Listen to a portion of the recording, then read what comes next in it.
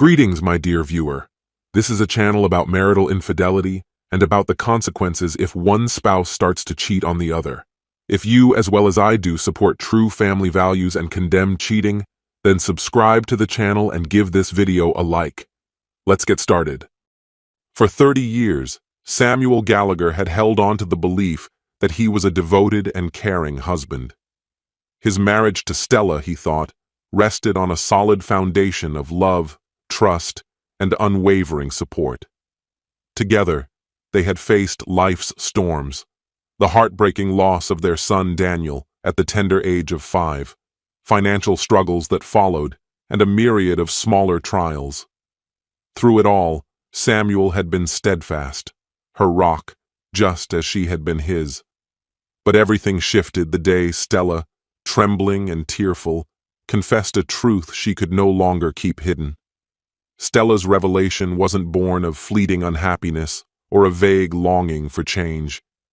She spoke of a profound emptiness within her, a yearning to reignite a spark she felt had long since faded. She needed to feel alive again, to rekindle a fire dulled by the predictable rhythm of their life together. Seeking solace, she had opened up to their daughter, Sharon, whose bold and unconventional outlook on life had always set her apart. "You don't have to bury this, Mom," Sharon had said with a mix of empathy and candor. "You deserve to feel passionate about your life. It's too short to spend silently wishing for more. Maybe it's time to do something daring." Stella hesitated, uncertain. "What are you suggesting?"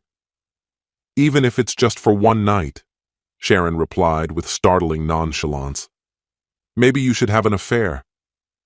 The suggestion left Stella stunned, a whirlwind of guilt and curiosity churning within her. The idea seemed absurd, foreign, and yet, as the days passed, Sharon's words lingered. They reframed the notion not as a betrayal, but as a path to rediscovering herself. Sharon even mentioned Nicholas, a widower who lived nearby. He had spent years coping with the loss of his wife to cancer, and Stella had always found him kind and approachable. Their brief conversations carried an unspoken connection she had never allowed herself to explore. "Nicholas knows what it means to lose someone," Sharon assured her. "He's looking for companionship too. He'd understand if it's just one night." Despite her apprehension, one evening, Stella found herself standing at Nicholas's door, her heart pounding with a mix of fear and illicit excitement. It was supposed to be an escape, a fleeting indulgence. Meanwhile, Samuel, blissfully unaware of the storm brewing in his marriage, was working on a surprise for Stella. His love for her remained undiminished, and he wanted to remind her of it. For months, he had been saving to plan a romantic weekend getaway to a secluded mountain cabin. To him, it was the perfect opportunity to reconnect and rekindle the bond that had carried them through so many trials. He had even written her a heartfelt letter, pouring out his love and admiration, hoping it would reignite the passion they once shared. That evening, as he meticulously packed their bags and set aside a bottle of wine, his phone buzzed with a text. It was from Sharon. "Mom's with Nicholas tonight. She's staying over at his house." The words struck Samuel like a bolt of lightning, leaving him reeling. At first, he thought it must be some cruel joke.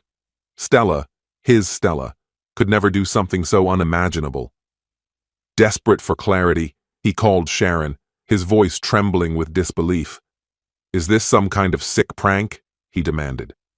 Sharon's tone was calm, almost detached. "Dad, maybe this is what she needs. It's just one night. It doesn't mean she doesn't love you." Samuel's pulse raced, a storm of anger and heartbreak surging through him. "How could you let this happen? How could you encourage her?" "Maybe if you'd paid more attention to her needs, this wouldn't have happened," Sharon shot back, her words cutting deep. The call ended abruptly, leaving Samuel frozen, a cascade of emotions overwhelming him. He felt betrayed, not just by Stella, but by Sharon too. In an instant, the life he had worked so hard to build crumbled around him. As the hours dragged on, Samuel's grief gave way to fury. Unable to sit still, he wandered into Stella's art studio, a space filled with memories of their shared life, paintings from their travels, portraits of their children, and moments of happiness captured on canvas. One painting caught his eye, a depiction of them laughing together on a beach during their first vacation. It was a snapshot of simpler, joyful times. His hands trembled as he tore the canvas from the wall and tossed it into a metal bin. Without hesitation, he set it alight, watching as the image burned to ash. One by one, he destroyed the relics of their life together, photographs, souvenirs, tokens of love that now felt hollow. The studio filled with smoke and the acrid scent of charred memories as Samuel felt his identity dissolving along with the remnants of his past. When the destruction was done, he slumped into a chair, hollow and exhausted. He scrawled a brief note on a piece of paper, his hand shaking as he wrote, "Stella, you've shattered my trust and broken my heart. I can't stay. Samuel." Leaving the note behind, Samuel packed a small bag, grabbed his passport, and walked out of the house. But he wasn't ready to move on just yet. First, he drove to Nicholas's house. When Nicholas answered the door, Samuel said nothing. His fist collided with Nicholas's jaw in a swift, furious motion, leaving the man stunned and bleeding on the ground. Without a word, Samuel turned and walked away. Driving through the night, a tempest of emotions swirled within him. Anger, sorrow, and betrayal warred with an unexpected sense of liberation. He had no destination in mind, only a desperate need to escape. As dawn broke, Samuel found himself at a small airport. He thought of Costa Rica, a place he had always dreamed of visiting. It seemed like the perfect refuge, a chance to start anew far from the wreckage of his old life. As he boarded the plane, he resolved to find peace on his own terms, leaving behind the ghosts of a love he thought would last forever. Using the last of his savings, Samuel bought a one-way ticket and boarded a flight to San Jose. There was no room for hesitation or second thoughts.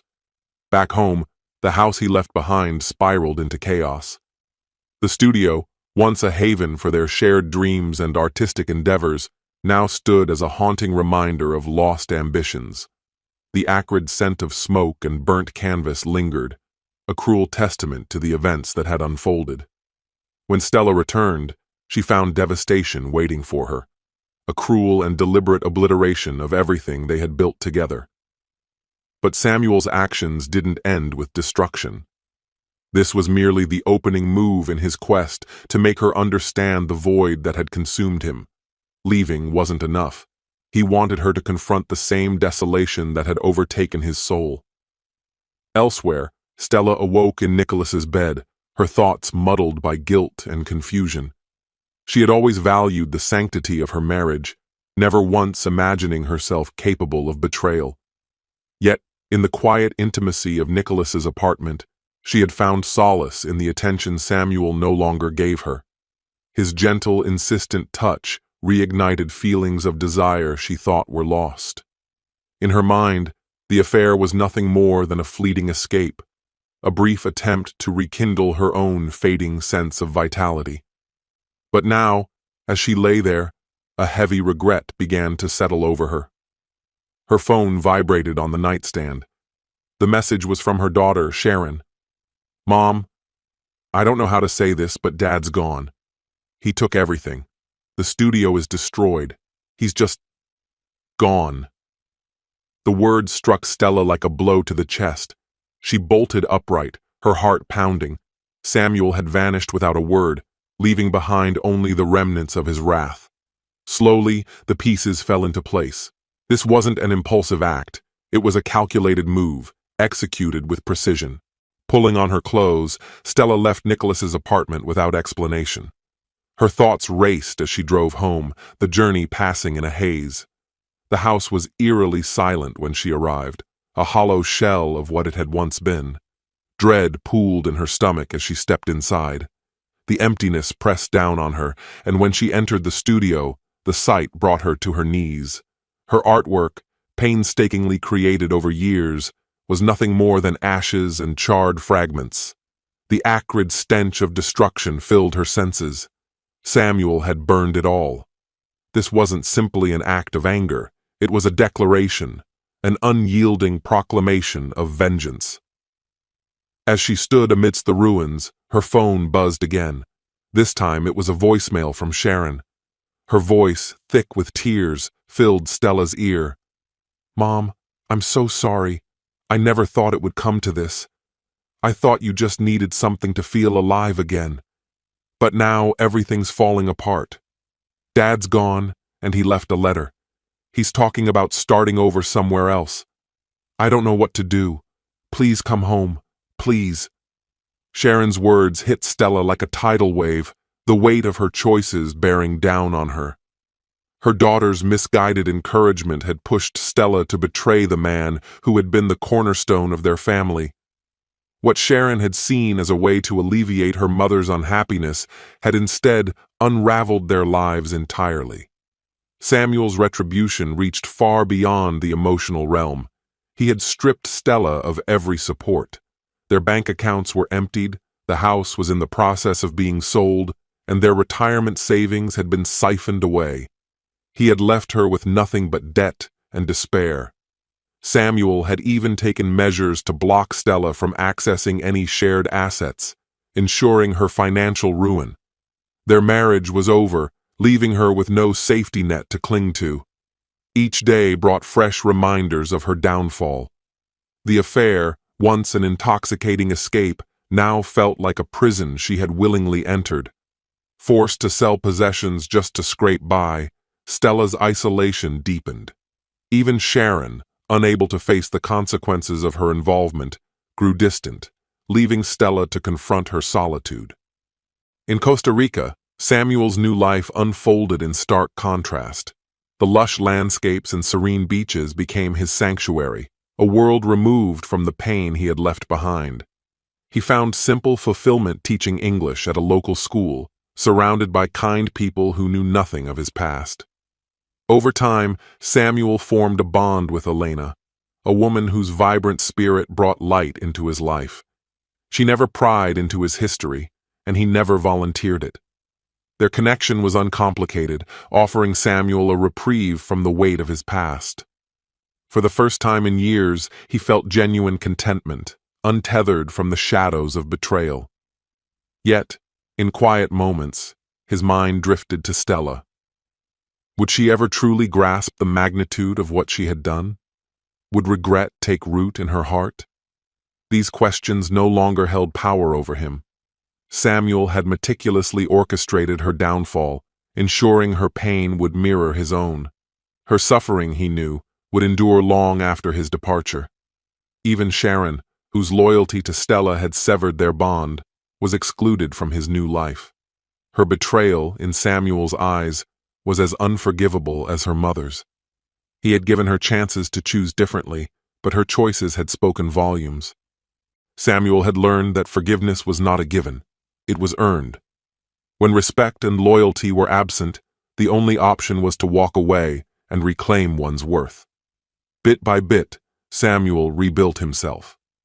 Casting off the remnants of his old life, he rediscovered his strength and inner peace. Stella, Sharon, and the wreckage of the past were firmly behind him. The life he now lived, though far from what he once envisioned, was wholly his own. For the first time, he felt whole, and in the end, that was all that truly mattered. My friend, and this is the end of the story. If you liked this story, then put your royal like and subscribe to the channel. May the force be with you. Greetings, my dear viewer. This is a channel about marital infidelity and about the consequences if one spouse starts to cheat on the other.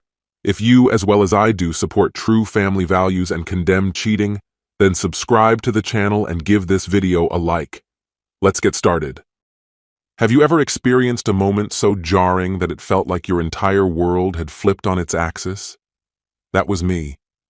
Let me walk you through what happened last Friday, a night I assumed would be uneventful. The evening's agenda was straightforward, just a quiet night in with my wife, Madison.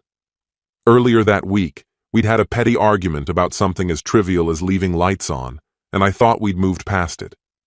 But while I was rummaging through the fridge for a late-night snack, Madison delivered a shocker. "I'm heading to a party," she said, her eyes glued to her phone. I froze mid-bite. "What party?" "Just a gathering with friends." "Don't wait up," she replied, her voice so casual it felt almost dismissive.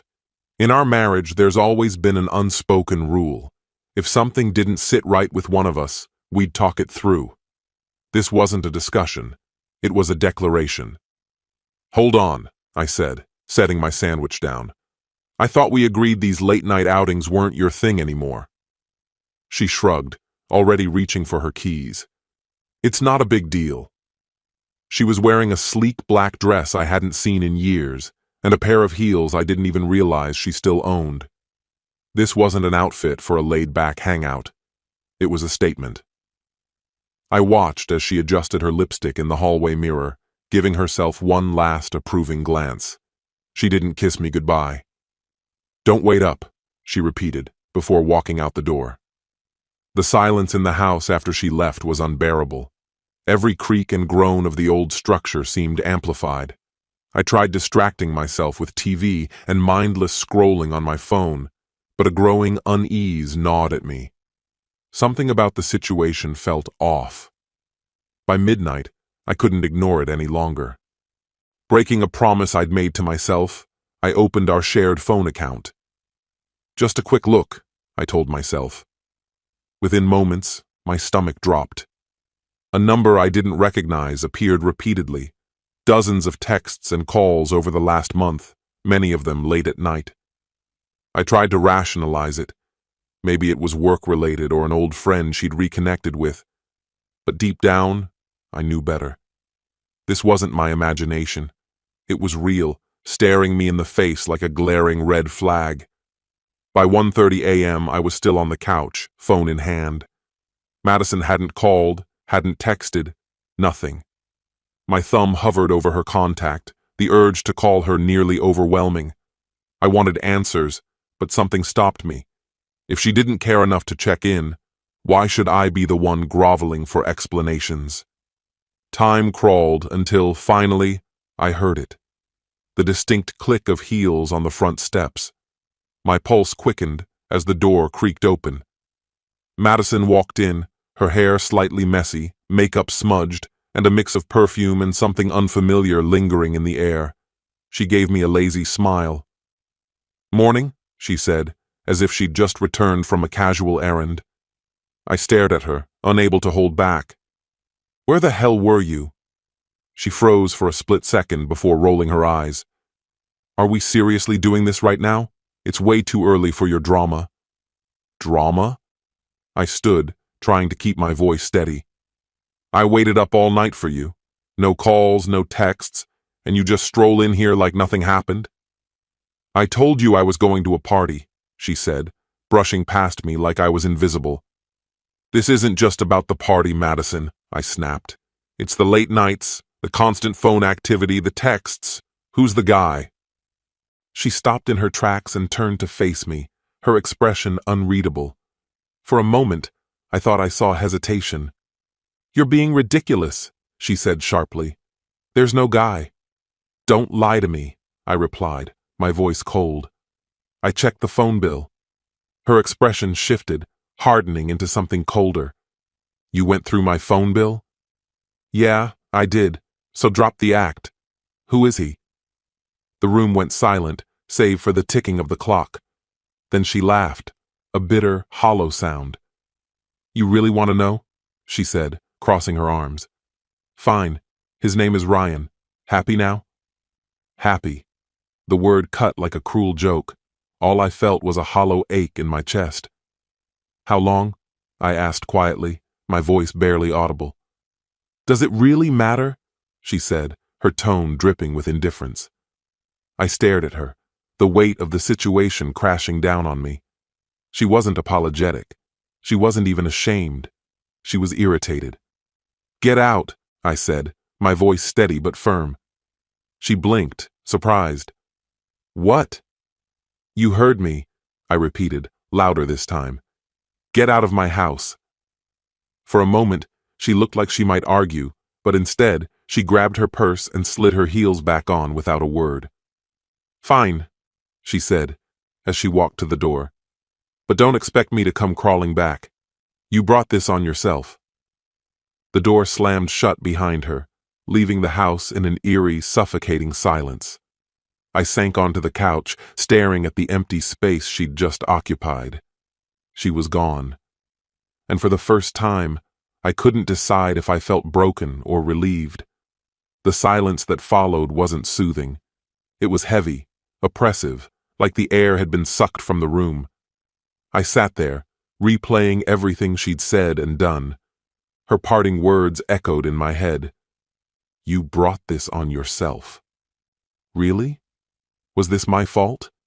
She was the one sneaking around, sending late-night texts to some guy named Ryan, dressing up like she was headed to a gala, and somehow I was to blame? I wanted to scream, to break something, but all I did was sit there, numb. A vibration broke the stillness. My phone buzzed on the coffee table. For a fleeting second, I thought it might be Madison, but it wasn't. It was a message from Eric, my best friend. "You okay, man?" I stared at the screen, unsure how to respond. Was I okay? Not even close. I needed someone to listen. Without giving it much thought, I picked up my phone and dialed. The call barely made it to the second ring before he answered, his voice groggy with sleep. "Calder? What's up? Everything all right?" "Not really," I admitted bluntly. "She's gone." His tone shifted immediately.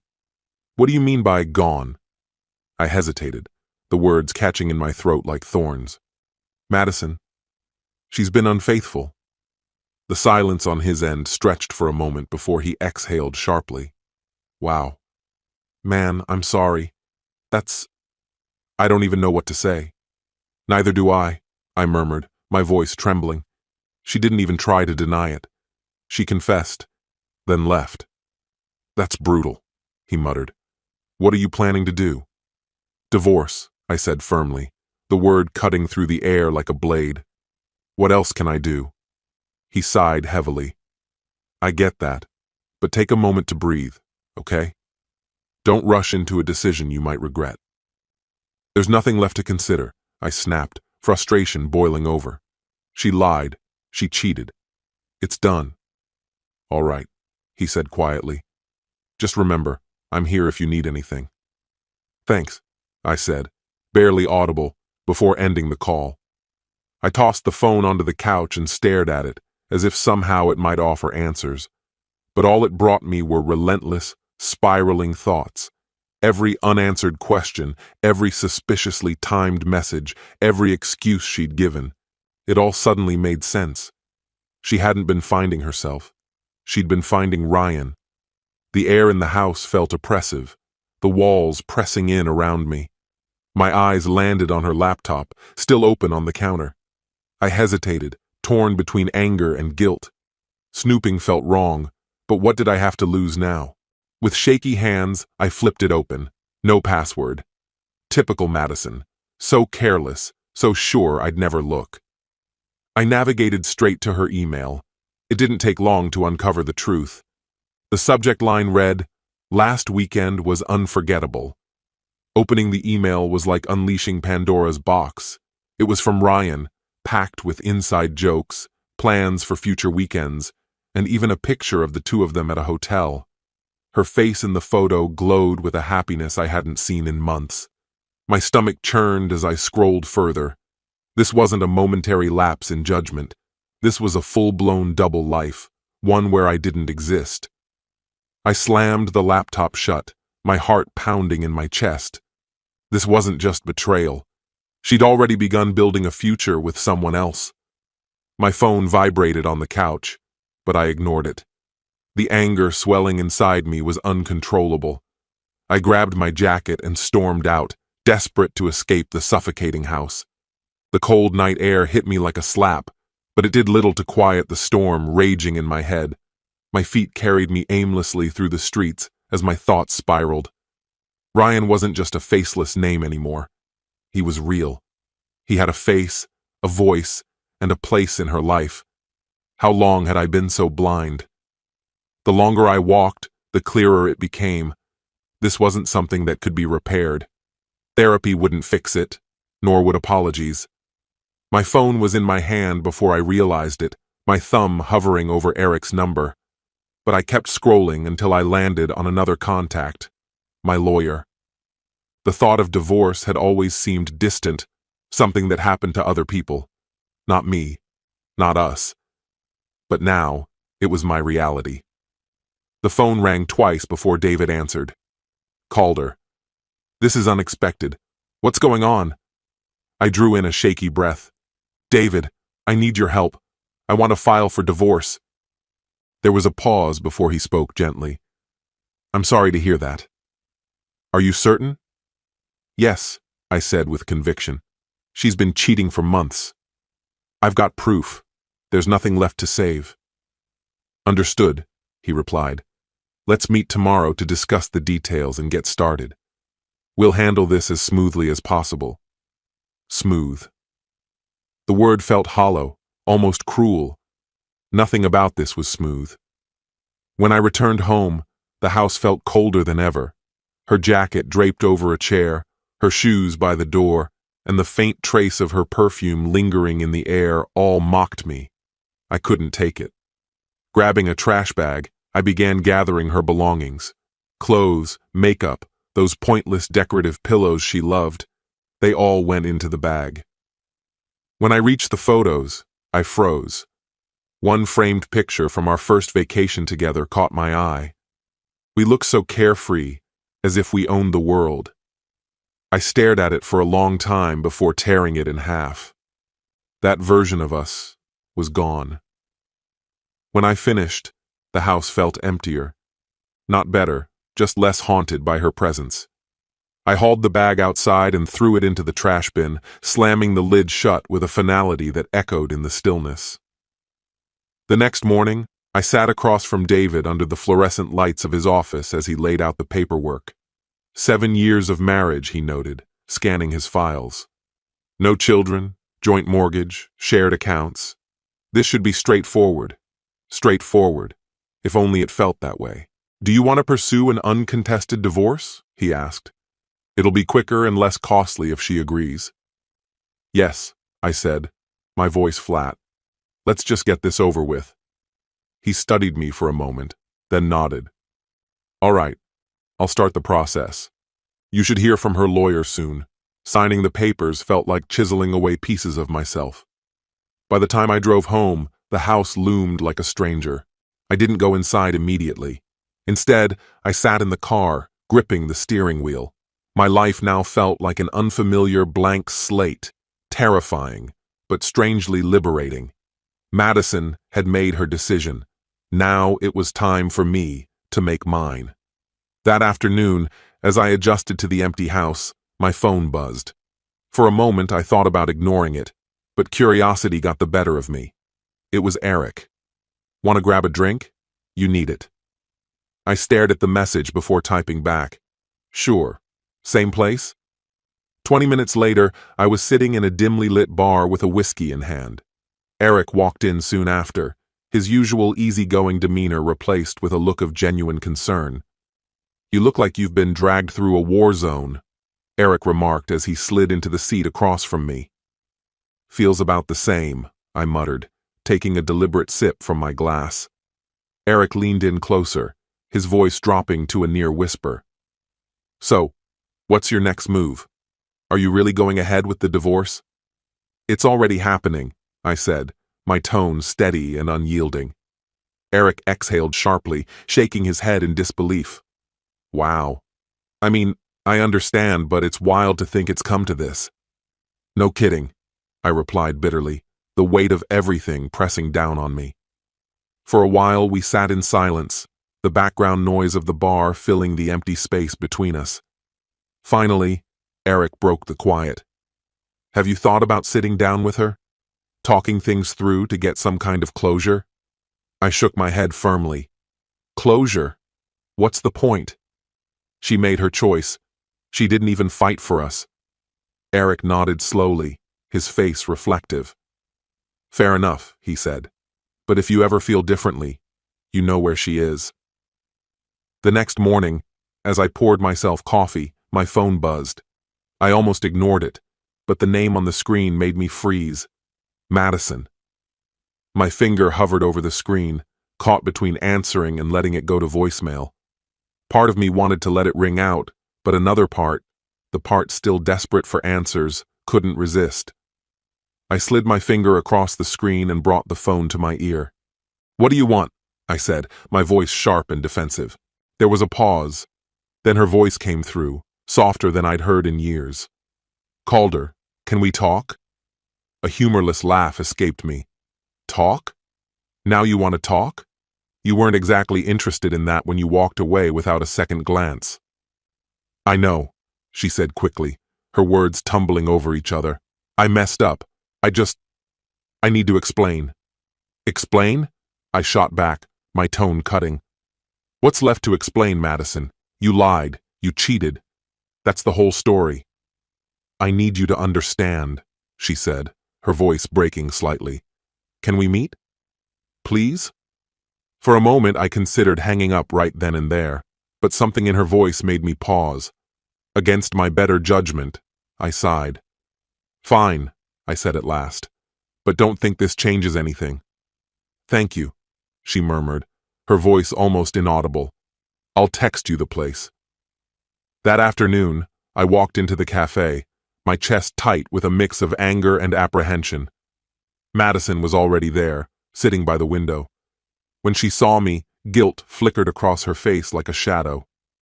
"Calder," she began, her voice tentative. I dropped into the chair opposite her and crossed my arms. "Go ahead," I said coldly. She took a shaky breath, her hands trembling slightly.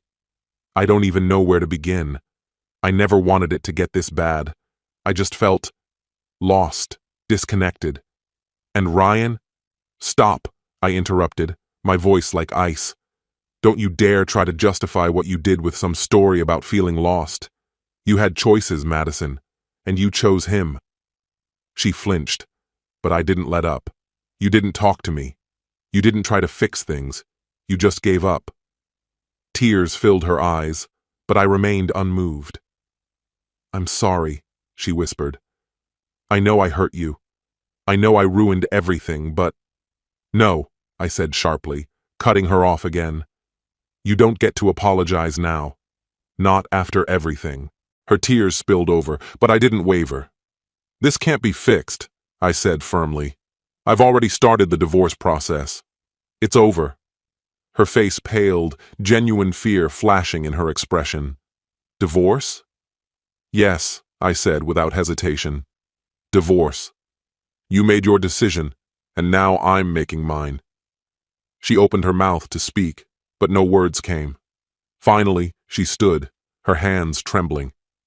"I never wanted it to end like this," she whispered. "Neither did I replied, my voice steady. "But this is where we are." Without another word, she walked out of the cafe, disappearing into the crowd outside. I sat there for a while, watching her leave. Something shifted inside me. It wasn't sadness. It was clarity. For months, I'd let her betrayal define me. That ended today. The waitress came by to ask if I needed anything else. I shook my head, paid the bill, and stepped into the crisp afternoon air. In the days that followed, I immersed myself in the practicalities of separation. Paperwork, phone calls, and slowly untangling our lives.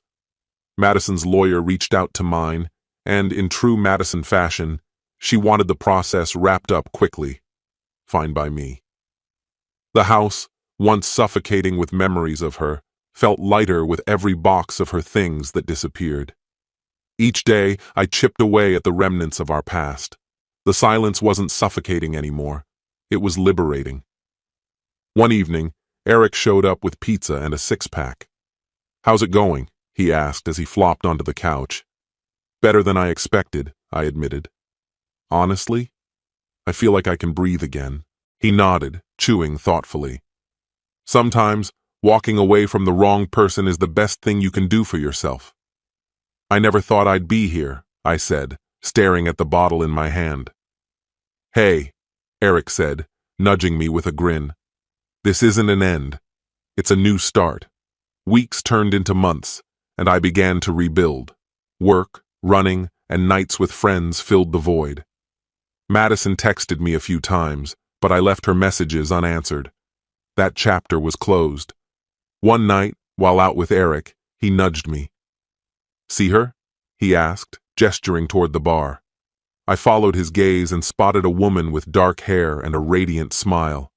She caught my eye and smiled, and for the first time in what felt like forever, something stirred inside me. Go talk to her, Eric said, smirking. I hesitated briefly, then thought, why not? A few months ago, I thought my world had ended. But sitting there, laughing with a woman whose name I'd just learned, I realized something profound. Endings aren't really endings, they're beginnings in disguise. Madison may have broken us, but she didn't break me. Instead, she gave me the push I needed to rediscover myself. And now, I was ready to move forward. My friend, and this is the end of the story. If you liked this story, then put your royal like and subscribe to the channel. May the force be with you.